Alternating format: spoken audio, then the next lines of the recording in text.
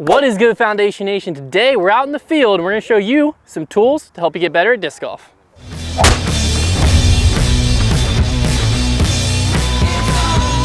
All right, so everything that we're going to show you in this video we think are helpful tools to help aid the process of field work and drills and helping you get better. But I want to start this off with an important caveat, which is that you don't need any of this stuff.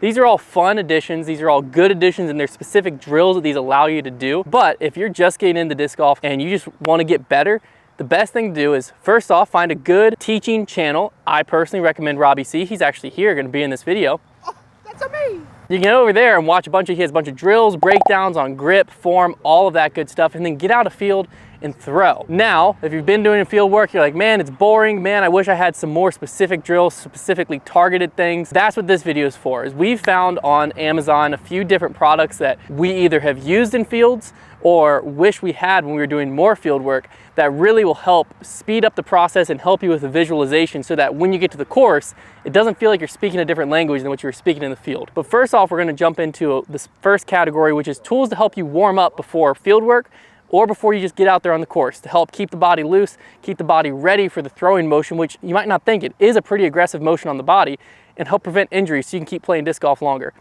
I'm gonna kill all of these gnats. Start it up. So the first thing to help you warm up before a disc golf round are gonna be these resistance bands. Now, quick disclaimer, all these products we're gonna be showing you are linked in the description down below over to Amazon. It doesn't cost you any more to shop through those links, but whatever you buy through Amazon when using those links, we get a kickback off of. So if you have something you're looking for, whether it's in this video or just in general, we really appreciate the support by using the links down there. But let me show you kind of different ways to warm up with these resistance bands. These are just a few drills to help target specific disc golf areas, but you can find a whole slew of very knowledgeable people showing you what to do with these. The ones that I have linked to down below come with multiple different, I guess you could say weights, but resistance levels. So like this is the extra light. I've had a lot of shoulder problems, so when I'm doing my shoulder warm-up ones, I stick to the extra light. And then I have the medium one just for warming up the legs down low, but it goes all the way up to extra heavy. So you can even use these for some like resistance training if you wanted. But for our instance, I'm just gonna be using these two. So for the upper body, first thing, I'm gonna take this extra light and I'm gonna just try to warm up my chest, shoulders, and a little bit of the back. You just have your arms straight out. Grab a hold of this here, and you're just gonna extend out. Just do this for 10 reps or so. Again, the goal of all these is just to get your body moving, have a little bit of resistance, and more so just kind of have an active warm-up, active stretching. That's something I've been getting big into running, if you don't know. Static stretching versus dynamic stretching. Static stretching is when you're just standing there. It's good, but it's not as good at injury prevention as actually getting warmed up and loosening the muscles through the stretch. Because if you just statically stretch, like that's what I typically used to do before a disc golf round, is just kind of stand there and stretch out.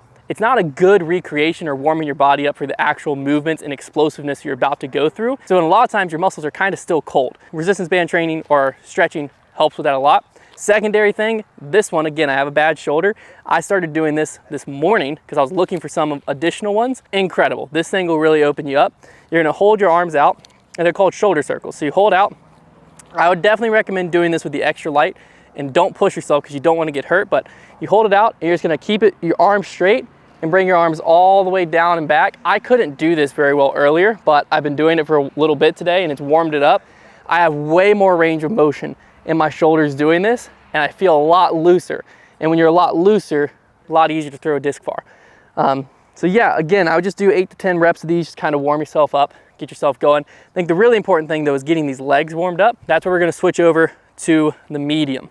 Now the medium one, obviously, it's harder to stretch out. You don't want to be doing a workout out here. You're just trying to warm yourself up. First one we're gonna do here is side steps. Essentially, you're gonna put these around your ankle, like so.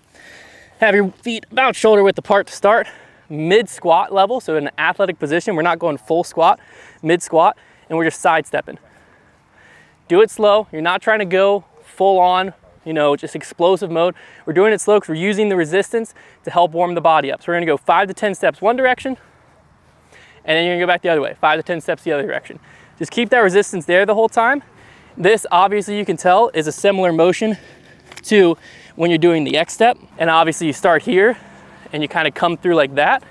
That is warming up the same muscles you use there with a little bit of resistance. So that's what that slow go through will help warm, loosen those muscles up. Final one is focusing mainly on the hips. If you're like me, you've played a lot of disc golf, you've gotten home the next day, went to bed, woke up, and your hips are on fire. You try to do some of these like hip stretches, and it feels like someone's jabbing a knife into you. This is to warm these hip flexors up. Again, on the ankles, I like to go hands on hips, mainly because it looks like you're a cool PE teacher from back in the day. I don't know if you had one like that, but I did. And you just go shoulder width, keep your legs straight, put your weight on one leg, and you're just gonna get your leg out.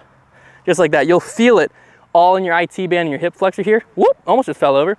Nice and slow, 5 to 10 reps each side. Help get you ready to rip some full power drives. All right, so here we are, we're talking badminton net. Badminton net is something, if you've watched pretty much any Pro Tour coverage, you've seen them on the Disc Golf Strong tent, and they're just doing their thing. And they're not out here trying to play a frolicky game. Really great tool for warming up, gives you resistance. And the beautiful part is you can use this on backhands. You can feel that resistance and that swing knowing that you're getting the hit. You can feel the same thing on a forehand. Really the key is resistance on your swing, and with the handle, you can actually somewhat have your normal grip that you would on a disc. A lot of times if you're trying to use something else, let's say you're trying to use a towel or something like that, you can't hold it necessarily the exact same way that you could hold something like this. So super easy, it's pretty lightweight as well, so not a lot of wear and tear, and just trying to warm up. Once again, we're using it for warm-up purposes only. But another reason I really love the badminton racket is that if you don't have the opportunity to get a lot of reps in, let's say you don't have a net or something, the badminton racket is one of the most useful training tools out there because it gives you immediate feedback on where your hit actually is during the throw. So when you swing a badminton racket, you're gonna hear the whoosh, right? And so let's talk about a forehand specifically. If I'm coming through on a forehand, a lot of people struggle to hit at the proper point on a forehand, and I'm gonna know exactly where I'm hitting with my forehand based on where I hear the whoosh. If I hear the whoosh coming back here, I've released way too far back and I don't have as much power. I'm gonna have to arm it, which is gonna cause me to throw most likely nose up, things like that. Whereas I can get the feedback to come through and feel the hit out in front of me. If I'm hearing a hit over to the left, that means that I'm pulling it over, I'm rolling my wrist. So immediate feedback as well as a beautiful warm-up tool. Love badminton rackets, super cheap, super affordable. You're on a commercial break, you can just sit this on your coffee table, and then as soon as you know, like you're watching your Disney Plus and all that, just getting reps. All right, so our next item, and one of my personal favorites, are cones. These are a very simple one, super cheap.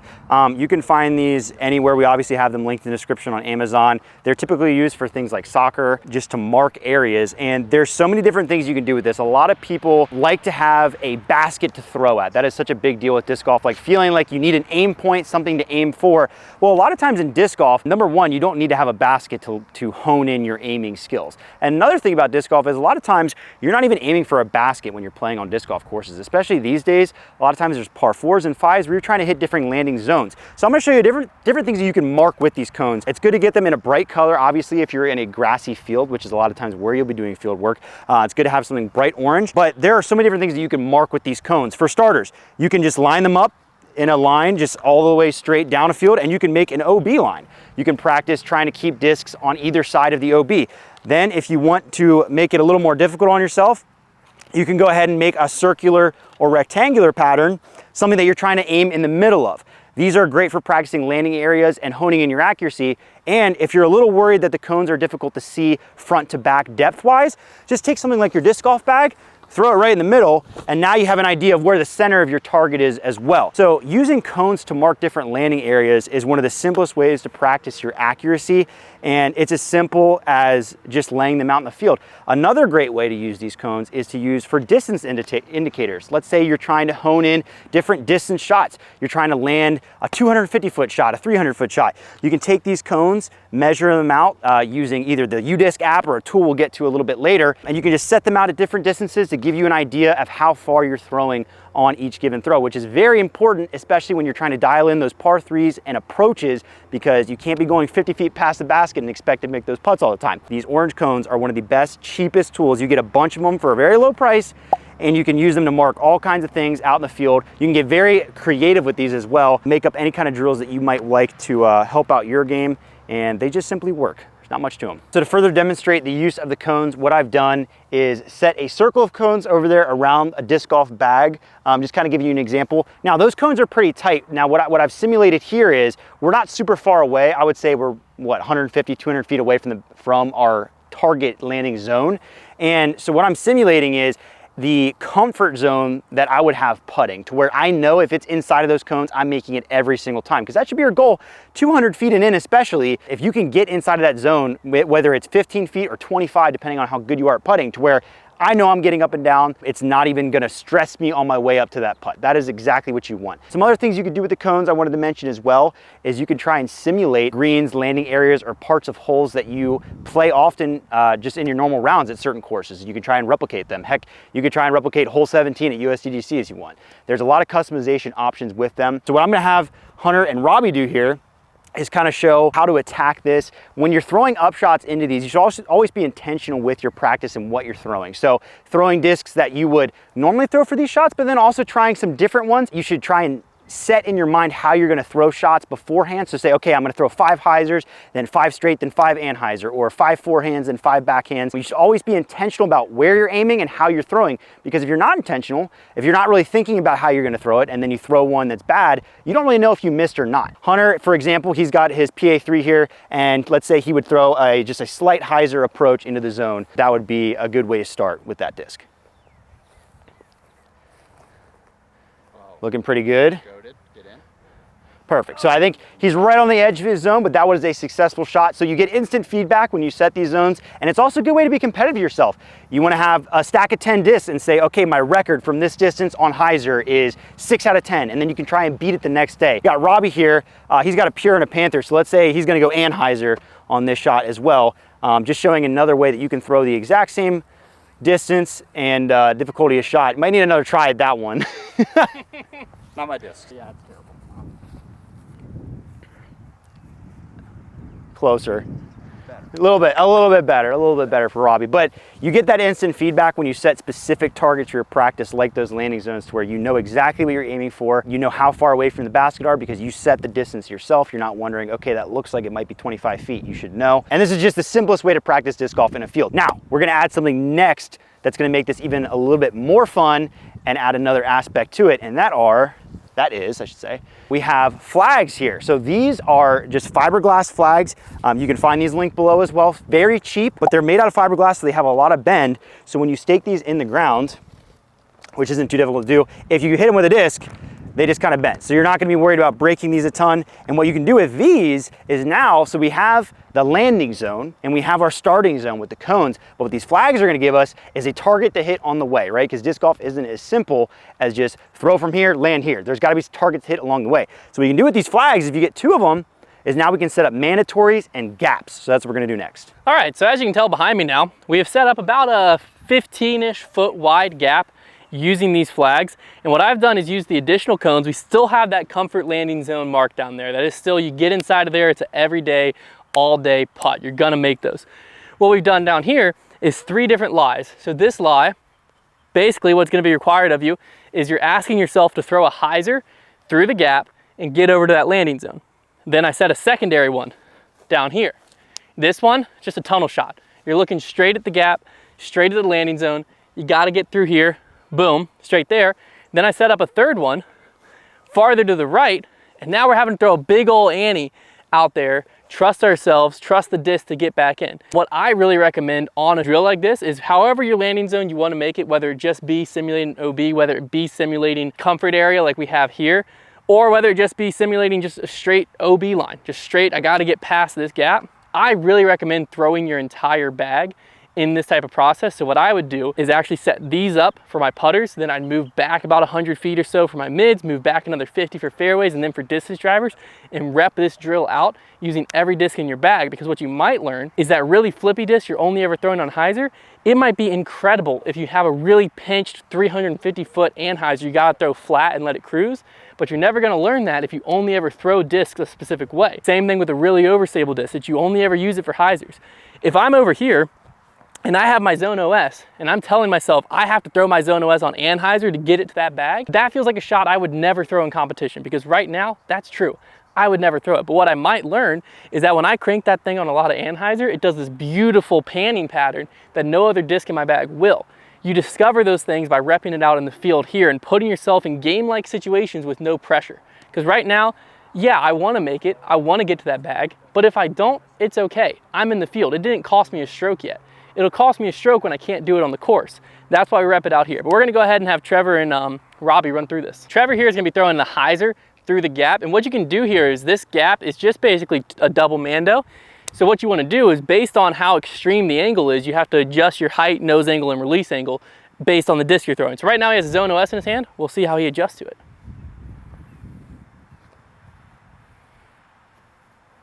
Good. Don't get too wide. More left. Yeah.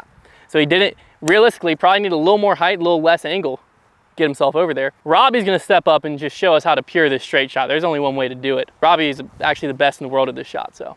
Yeah. Especially with discs he's never thrown before. Gap hit, 55 footer. Now, as you're probably watching this video, you can understand that we need to be taking our own advice and doing more field work ourselves. Let's pop over to Trevor's anhyzer shot, huh? And there's Trevor with his strength. He kind of crushed it a bit. Almost knocked that other cone off. But there you go. The other thing here, you might just look at those and it's easy to feel defeated because we're like, dang, what the heck? You know, Trevor just sailed past the landing zone. What on earth? But since we're aiming small, like that landing zone literally is, we're talking 10 feet. What you'll realize is that one that it looked like it just blasted past. It looks like we just screwed up, right? You'll get up there, it's probably gonna be inside the circle. When you're aiming really, really tight to a small area, if you miss by a little bit, it's actually not as bad as it seems because you get up there, you're like, I still got a putt. Versus if you're just aiming it, I just wanna kind of generically get close to the bag and then you miss, your aiming circle was like 30, 40 feet just in your head and then you miss and now you're at a 50 footer. When your aiming circle is only at 10 feet and you miss, you're at a 15, 20 footer. Aim small causes you to miss small. That's another great thing about this drill is you're aiming small. But we're gonna show you one more thing you can do with these flags. That's more of a fun game, so it doesn't feel like work when you're doing field work. Again, you can get really creative between the flags and the cones and come up with any number of drills. You can literally recreate an entire course out in the field if you wanted to using these mandos. But a drill that we've done before actually it was for like a social, I think it was for a TikTok. We didn't have these flags at the time. It would have made it a lot easier. We built something out of PVC. You could also do that. Anyways, you got these two flags and we set the gap pretty wide right now. And if you have a buddy, this is a great competition, which is what Trevor and I are about to do. But you can also just challenge yourself to it. So essentially what Trevor and I are gonna do is we're both gonna throw. If we hit the gap, we move on. And you keep, every time you hit the gap, you make the gap a little smaller, and then a little smaller, and then a little smaller. And this is kind of like if you've ever done that putting drill and you start moving back every time you make a putt, and then eventually you get to a spot where you're not making the putt, and then you move forward a little bit until you rep out that zone that's where you're struggling. Very similar thing. You're starting wide, you're narrowing it in, eventually you're gonna get to a spot where you're like, man, I really struggle to hit this gap when it's this tight in front of me. You can rep it out there because now you found your weak spot. Hopefully, our weak spot is smaller than about 20 feet apart, but you know, depends on the day. Here we go. Now, ideally you'd wanna have the disc sail a little bit, but hey, that's a made gap. Made it.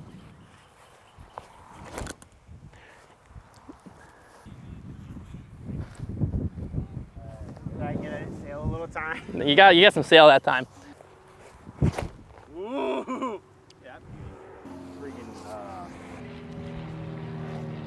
Oh, pured it.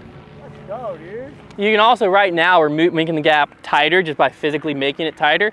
You could also replicate this same drill by keeping the gap wide and moving yourself farther and farther away from the gap. Same effect, different drill. Oh, you dirty dog. I turfed her. Oh! Oh, Trevor just pured it. Gosh, I need to focus on where the disc is going after hitting the gap right now. That's tight. Oh, there it is. That's a miss. Dang it. I have a shot for the win here. Oh, you're so good. Pured her. So there you go. That was fun. That's a good way to just continue to rep that out, and you can just figure out where your weak point is. And again, we can take that same drill, do it on hyzer angles, do the same drill on anhyzers, do that same drill, and you got to add the landing zone in. I don't think I got to tell you that the possibilities are endless with the cone flag combination out in the field. These are the two really key ones in this video that I think could honestly immediately step your field game up to another level, and in doing so, step your game up to another level. But let's walk on to some other things that are probably less necessary, but also very nice to have. So the next two items on our list are a lot more self-explanatory than maybe some of the other items that we've had so far, but still critically important, especially if you find yourself with, let's say you're short on time to get out to a course. You're thinking to yourself, like, I don't have time with daylight, whatever it may be, to get out to a field to practice these. They're lightweight, easy to set up, very portable, and you can really capitalize on the small amount of time you may have. And what we have for the first one is a portable basket. This is Innova's Disc Catcher Lite is probably the name of it. And what's beautiful about this basket is that it is super fast to be able to set it up.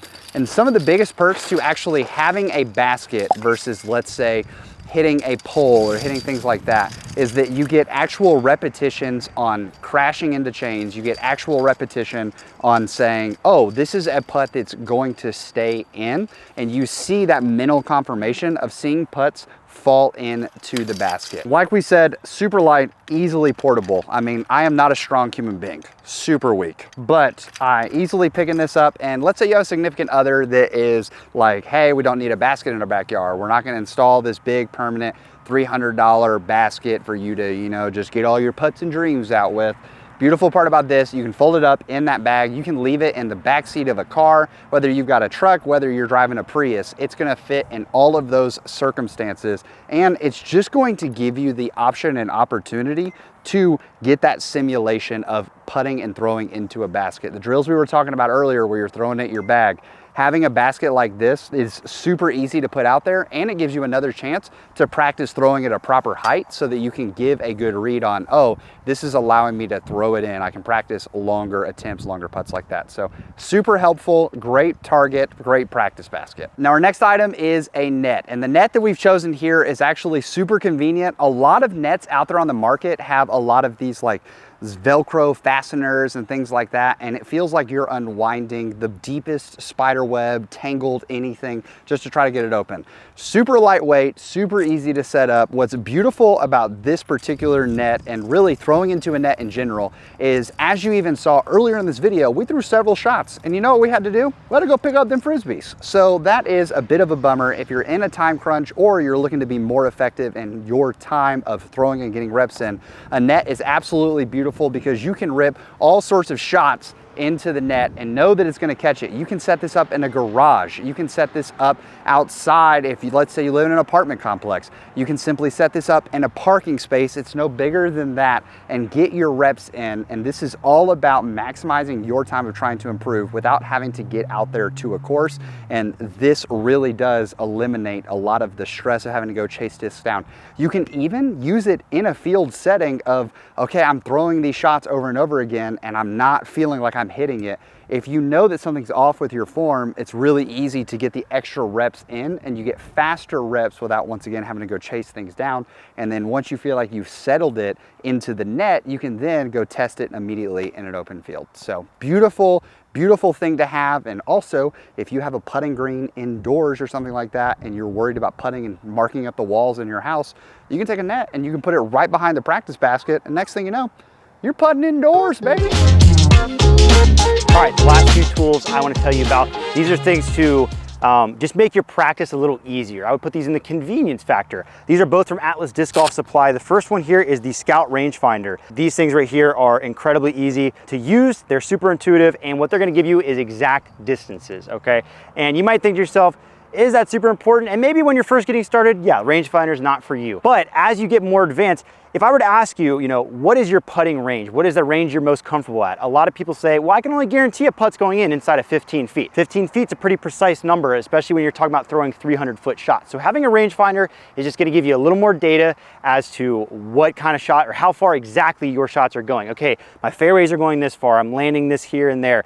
It's also a useful tool for when you're actually just on the course practicing and you're trying to make sure that you have the most information possible when you're applying your game to a course. The last thing you want to do is throw a perfect shot and realize you just chose the wrong disc because you got the distance right. We all know course tee signs are not always accurate. Another thing that this rangefinder offers is it also has radar capability, so you can get your throw speed as well, which is a cool thing just to track your progress, I should say. So this is a rangefinder we have linked in the description. It is a very good value. This is a very affordable rangefinder. They can get very expensive, but this one will get everything you need done at a pretty good price. The other thing I have here is an Atlas practice bag. So this right here is a pretty traditional practice bag that you see in disc golf.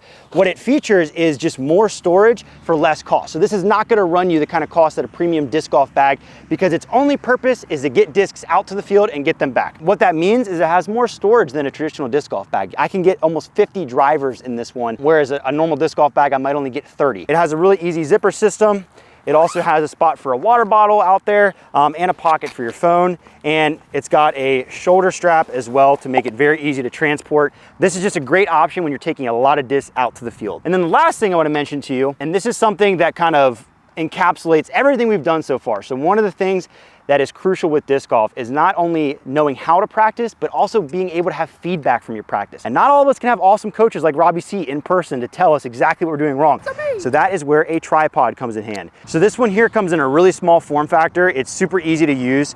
You just pop out the legs and you can have it short like that, or you can extend it and it gets all the way up to your height so you can use it for all your throwing needs. The other cool thing this one features is a little remote right here, which means that you can trigger the lens and the recording from far away. You don't have to keep walking back to your camera to start and stop.